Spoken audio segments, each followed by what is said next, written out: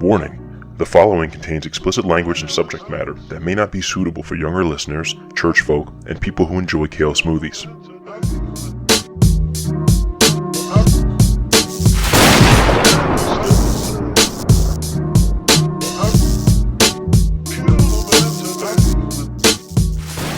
Ladies and gentlemen, welcome back to A Pod Amongst Men.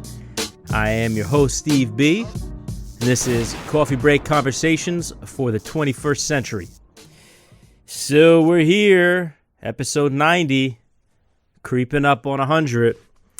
I'm going solo today, flying solo, Han Solo. I gotta say, I don't know if it's from all the craziness with the election or the fact that the pandemic's kind of ramping up again, but I've been having a fucking hell of a time locking down some guests. So I'm doing this one solo this week. I don't like to do it, but I actually have some stuff I wanted to talk about anyway, so it works out. Next week, though, I'm gonna have it be back on track again as normal. I guess I just got to do a better job of planning, because the last few episodes have just kind of, come out and I recorded them like 2 days before they were released. But what are you going to do? Hey, sometimes you're, I don't really know what the saying is, so I'm just going to leave that one alone. But anyway, so the election's over, guys. I hope you all voted. And yes, I'm sure your votes were counted, unless you live in Georgia and they randomly found like 2,600 more votes during the recount.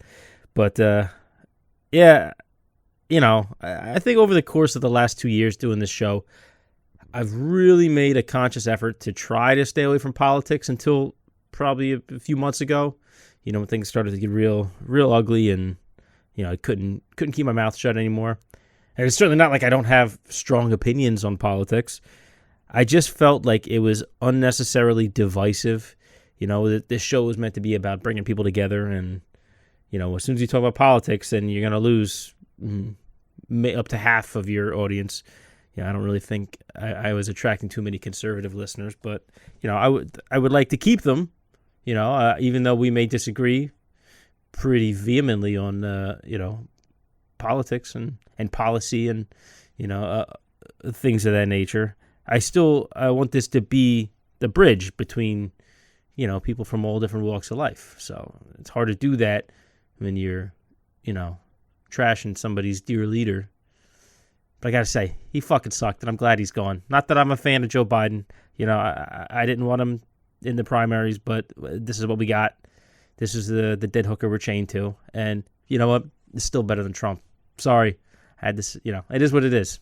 It is what it is. I mean, look at the way the guy's acting. Like, you can't just accept defeat. Why? Oh, maybe because you talk so much shit for the last 5 years that now you're afraid of you can't say anything. You go, yeah, I won.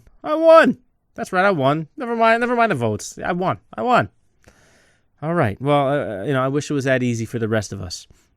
But big fuck you to very soon to be ex-President Trump, and we're glad you're gone, you cocksucker, you.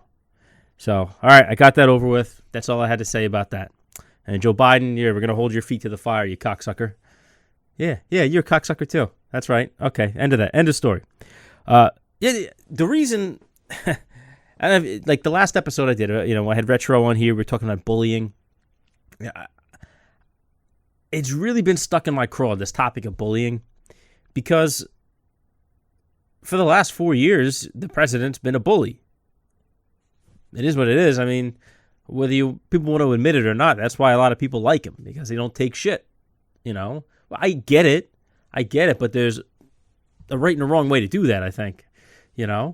But the whole idea of bullying is like, so many people, even if they didn't like Joe Biden, were happy to see Trump lose because he was a shit talker, because he was a bully, and people want to see the bully get beat. That's why Floyd Mayweather makes so much money on his fights, because he talks so much shit, he builds up the hype, people want to see him lose, he doesn't mind playing the villain, and he goes out there and he fucks people up. He doesn't let them get a shot in. He's more like the best defensive boxer to ever live in the history of boxing. And people want to see him lose. People want to see the bully get fucking knocked out. And in this case, the bully lost, and there's a lot of people happy. I don't think a lot of people understand really what they're cheering for, but that's a whole nother topic. But yeah, bullying to me, like it rubs me the wrong way. I don't know if more than most, but it certainly affected me because of my own life experience. I know I've dealt with it. I actually never really dealt with it much until high school, which is weird. I never really had, before high school, there's always kids that break each other's balls, but I would never consider what happened to be bullying. I mean, I don't think roasting somebody, is bullying them. I mean, if it's every day, consistently, incessantly, then yeah, I would consider that bullying. But that's not what happened to me. With me, it really, I didn't get that consistency in the roasting until I got to high school.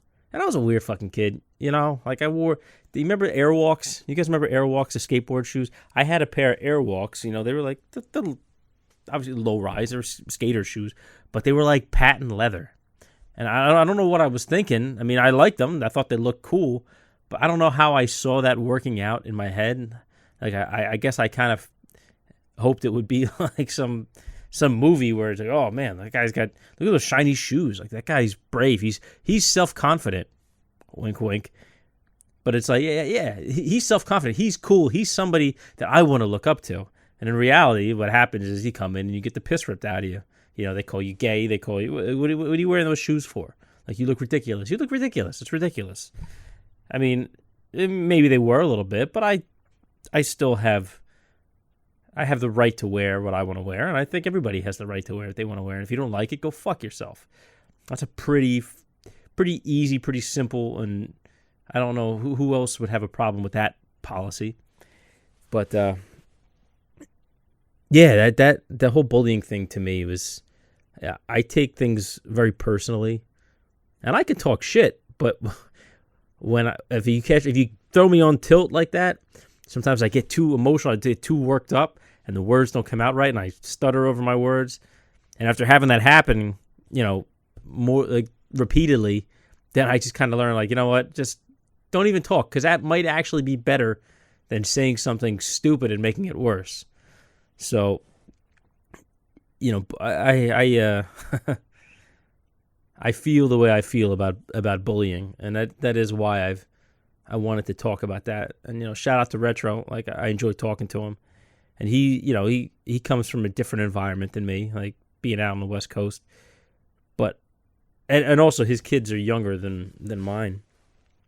So I look at my son, and he's a short kid. His mom's short. His biological father's not a tall guy. Sorry if you're listening, but if I'm the tallest guy in the family, then it's not saying a lot. Not saying a lot. I'm 5'6". I'm the tall guy. Sorry, guys. But yeah, I see my son, and I feel my heart goes out to him, because I know that, especially living in Jersey on the East Coast, I was always the shortest guy, which is weird, because in Miami, I'm good. I'm solid. Like, there's taller people than me, of course, but like, people don't look at me like I'm short, like they do here. And he's shorter than I was, so it's going to be hard for him. Yeah, especially once he gets to that age where he's really interested in girls. Like, I could see the little glimmer of that already in him. But like that was a hard thing. I don't know why we're talking about height. That's either way. I don't want to see him get picked on because of it, even though I know it's probably going to happen. So I'm just trying to think about all this stuff and figure out how I would approach it if and when it does happen. Because I know that shit hurts. It's hard, when you dread going to school every day because you don't know what they're going to say about you and how they're going to make you feel. And especially if they're bigger than you, what are you going to do? You could talk shit back if you're quick enough. But I also see in him the same thing I had, where if you get him on tilt, the words don't come out now. The words come out all jumbled and garbled, and it's a mess. It's a mess, and it's a horrible experience. And I'm trying to figure out what I can do to prepare him for that, if that's even possible. Like, what am I supposed to do? Pick on myself and see if I can toughen him up? I don't know if that's really the best approach. So it's a work in progress. And, for me, I mentioned this with Retro, is that, bullies come in all shapes and sizes, and a bully doesn't always have to be bigger and stronger than you. It could literally just be somebody who's just better at talking shit than you, and they're quicker than you. And in my case, one time, it was a girl who was like 2 years younger than me that happened to be on my bus. I don't know, I didn't have any comebacks. The well was dry for some reason. But the other thing I didn't really get into, I talked about this with Laquan and Rashawn, last year, in the episode we did about family. Well, my younger sister, she was a year younger than me. She was actually probably the biggest bully I had to deal with. And if you're noticing now, it's like 2 in a row that are female. Like, I didn't really have like the big guys picking on me. I mean, I've had stuff happen here, a little here and there. I never got beat up by anybody, I had some people talking shit, and I just kind of like, yeah, well, you're literally twice my size, so I'm just going to keep walking. But when it's a girl and you're a high school boy, that's a real hard situation. Because think about this. You're raised, if you come from a fucking civilized household, you're raised not to put your hands on a woman. Okay, shouldn't really be up for debate. It seems fair.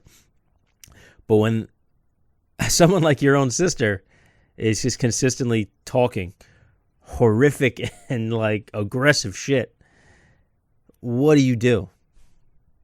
What do you do?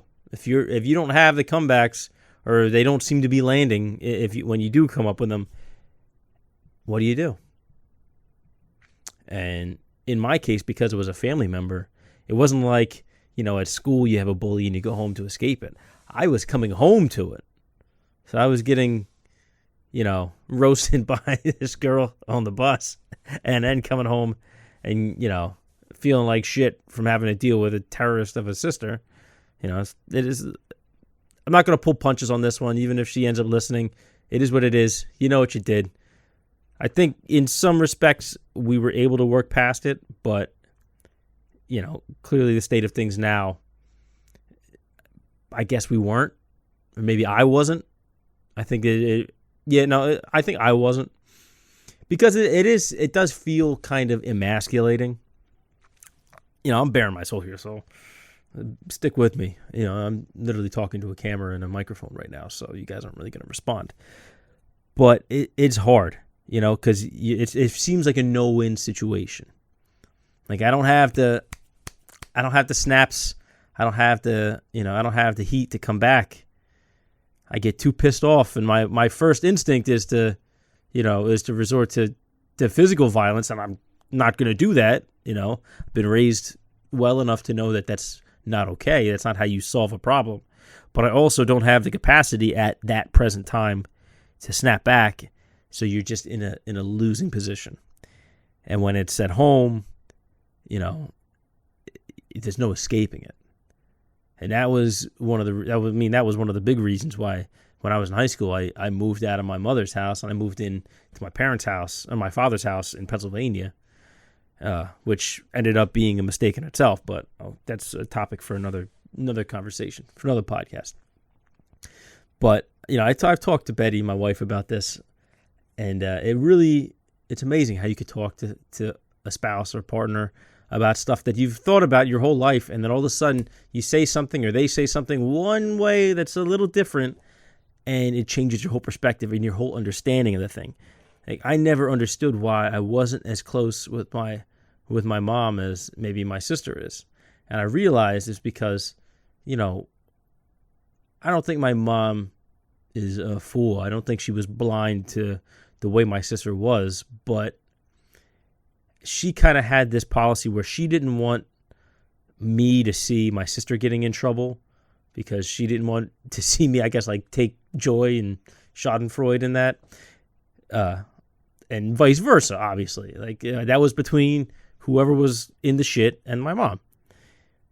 But the problem was that because of the bad feelings that I was getting, because of I don't want to say abuse, but the harassment and just the constant shit, because that was coming from a family member, my sister, and my mom had that policy. She didn't want either of us to see the other one in trouble.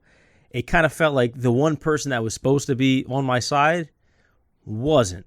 It felt like she was going out of her way to defend her, who was the one giving me shit. And I at some points I had to resort to retaliatory tactics that I'm not too proud of. Nothing violent, of course. I mean, we were young when we wrestled, but that's different. We didn't like fist fight my sister. But before you guys run with this one, but no, like that created a real rift, I think, with me and my view of family. I have enough issues already with my biological father, and then to have that happen with my mom and then my sister, it leaves, especially in high school years, like the adolescent age, it leaves you feeling like all alone.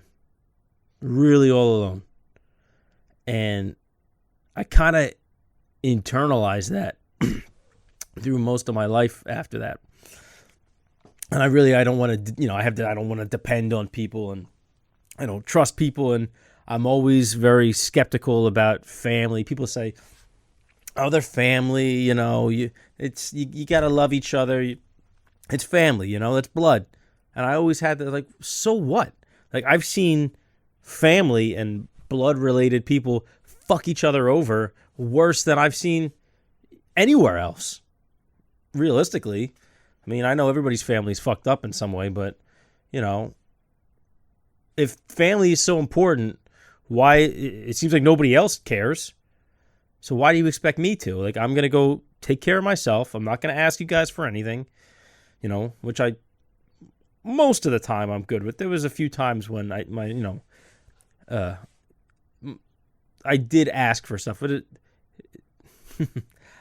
listen, I don't want to be a hypocrite and say that I never asked for anything, because that wouldn't be true. I only asked for stuff when it really mattered, when I really needed it, and I really had no other options. And it wasn't that many times. And I'm pretty sure I can count on one hand the amount of times that I really had to ask for help. Either way, I lost my train of thought. But I digress.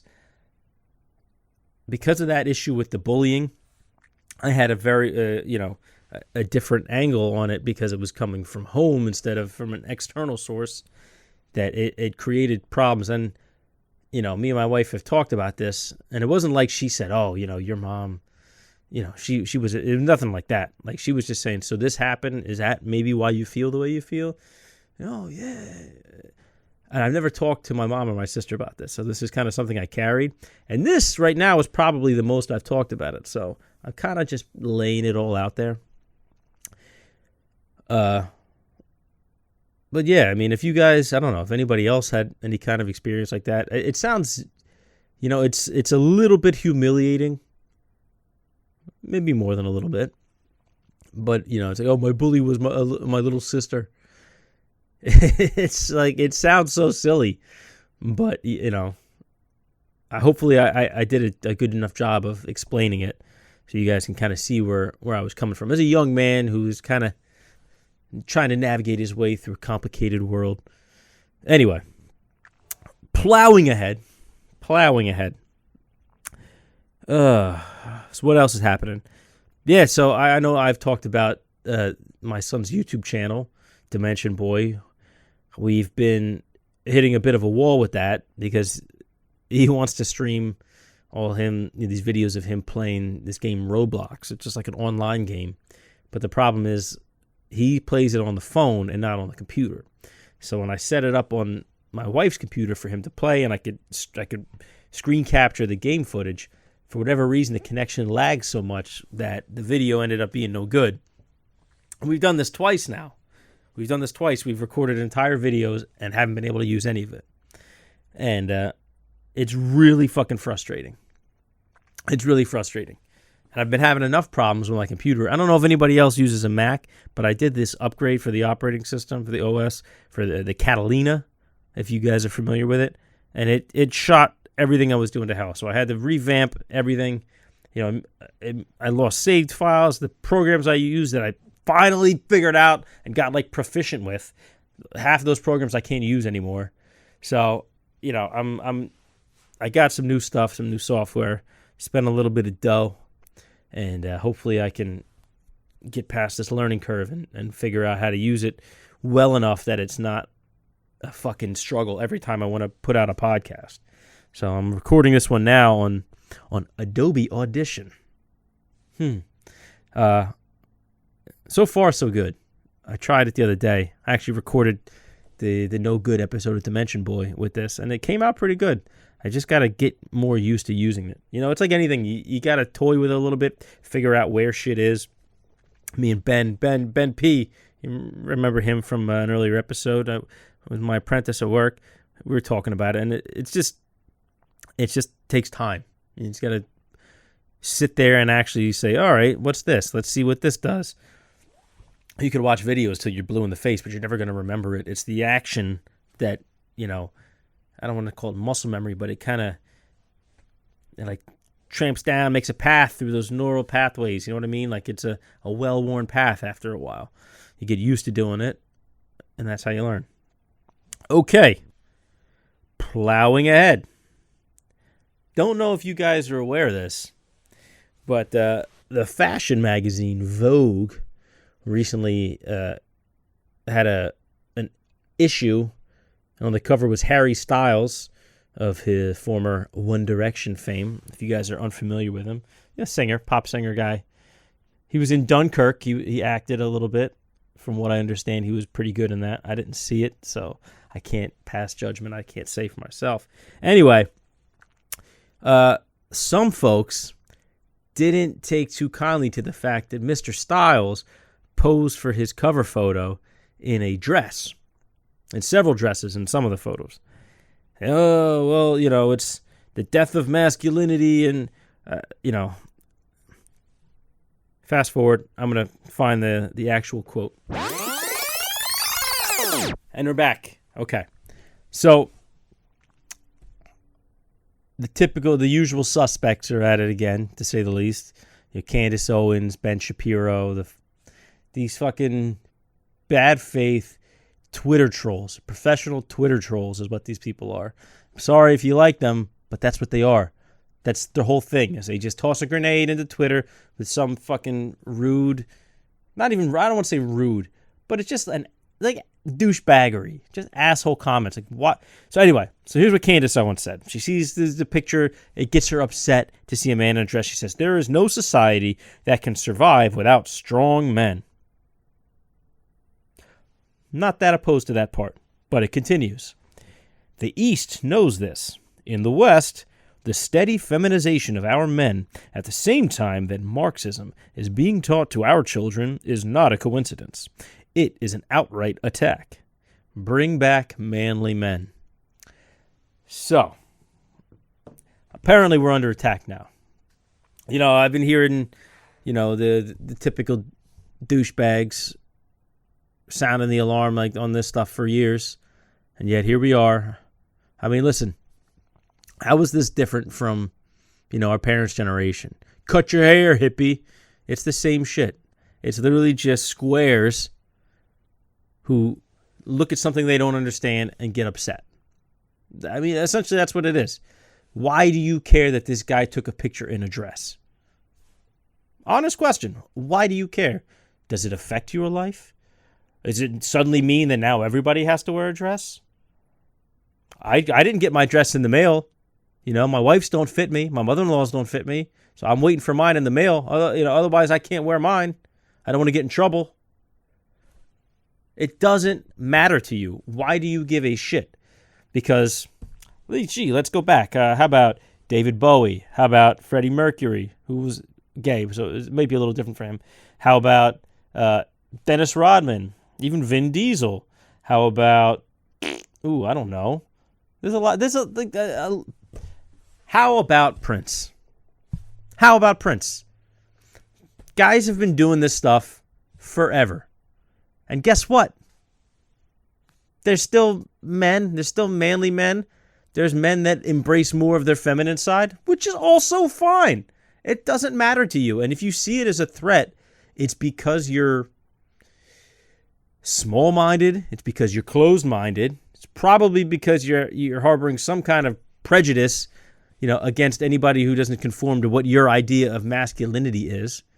even though like, and then you have your Ben Shapiro's out there say, oh, the left knows this, the left knows this. It's like, bro, you're a fucking dork. Like after your whole WAP ordeal, oh, there's wet ass pussy's not a thing. It's like, okay, well, clearly not in your house, buddy. But these people are arguing in bad faith. I don't even think that they really believe the shit that they say. I really just think that they're trying to stir up a bunch of drama to get attention. The last time I'm pretty sure Candace Owens has a new book coming out sometime soon. So, big surprise if she reacts now to this, She doesn't have a problem with Rudy Giuliani wearing a dress on Saturday Night Live with Donald Trump. The fucking president that you've been dick riding for the last 5 years literally wears more makeup than you and spends $70,000 a year at a hair salon. So you'll have to excuse me if I don't buy into this bullshit that you're spewing. That's about it. But that's enough about Candace Owens because it's a waste of time and energy to even engage with someone like that. I'm not saying we shouldn't engage with people who view things differently, but it's bad faith what they're doing. They're not trying to have a conversation. They're just trying to stir up the shit. They're professional Twitter trolls. That's really all it is. Like if you want to have a conversation, we can have the conversation. I'm totally happy with it. Do I think that there's people who view masculinity as a dangerous thing? Sure there are, but I think that those people are few and far between. I think the average person understands that there's, masculine things, there's feminine things, and they're not always mutually exclusive.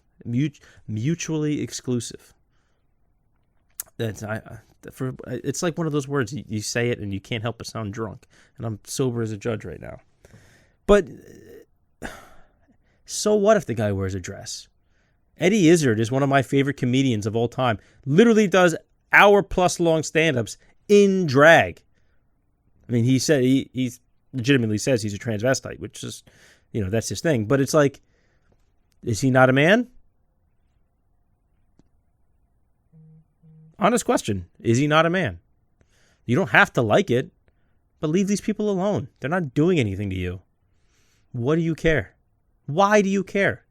It does not affect you.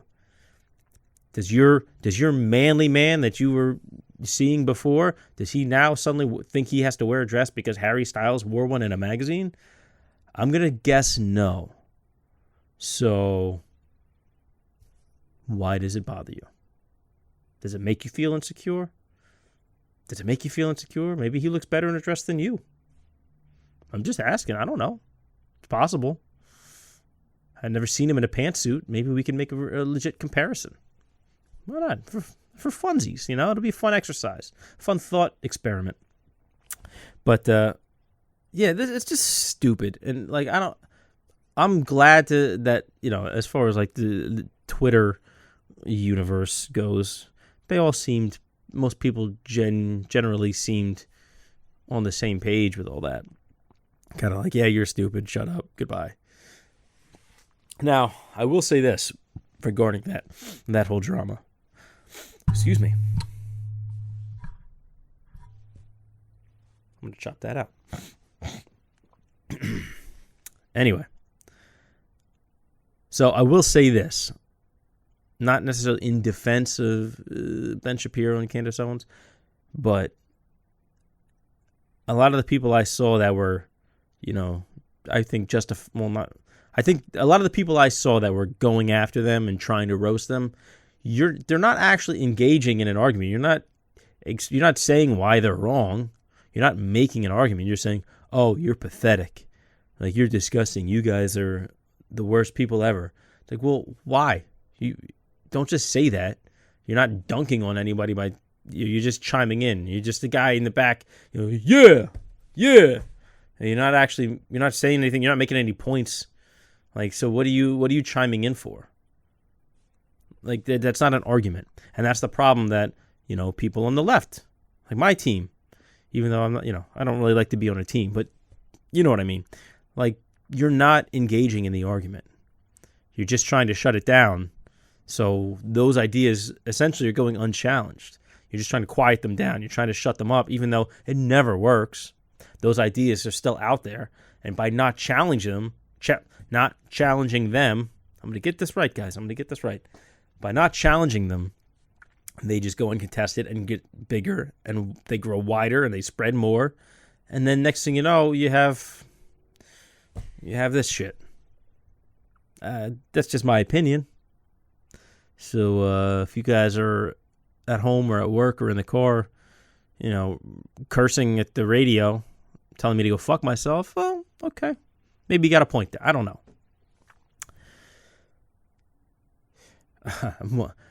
One thing on the notes that I just forgot about was when I was naming off famous guys that wear dresses, I actually had Oscar De La Hoya on there. It's not quite the same because I don't think he intended for those pictures to get out, but it was just funny to me. Oh, if you haven't seen it, it's right here.